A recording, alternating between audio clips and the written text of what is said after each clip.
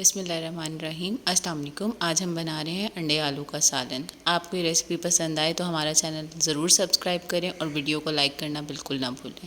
اس کے لیے ہمیں چاہیے 1 کپ آئل۔ آپ اس میں ڈالیں گے 3 پیاز۔ آپ نے ان کو باریک کاٹ لینا ہے، درمیانے سائز کے آپ نے 3 پیاز لینے ہیں اور ان کو آپ نے فرائی کرنا ہے گولڈن براؤن ہونے تک۔ ان کو سنہرا ہونے تک آپ تل لیں۔ چینل کو سبسکرائب کرنا بالکل مت بھولیں تاکہ آپ کو ہمارے چینل کی اپڈیٹس ملتی رہیں۔ یہ دیکھیں، یہ آہستہ آہستہ براؤن ہونا سٹارٹ ہو رہا ہے۔ یہ جیسے ہی گولڈن ہو جائے گا ہمارا پیاز، تو اب ہم اس میں ڈال دیں گے لہسن ادرک کا پیسٹ 1 کھانے کا چمچ۔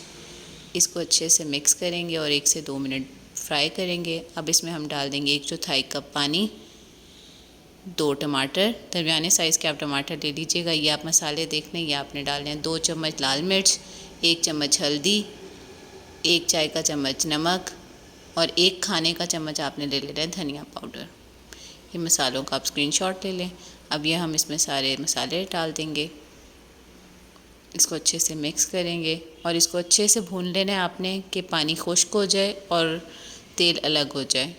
آئل آپ کا بالکل سپریٹ ہو جانا چاہیے۔ یہ دیکھیں، اب آئل ہمارا سپریٹ ہوتا جا رہا ہے۔ یہ اس طرح سے ہو جائے گا، تب آپ نے اس میں ڈال دینے ½ کلو آلو۔ آلو آپ نے اس طرح کاٹ لینے ہیں چھوٹے کیوبس میں۔ ان کو آپ نے 10 سے 15 منٹ بھون لینا ہے اچھے سے کہ آلو آپ کے گل جائیں۔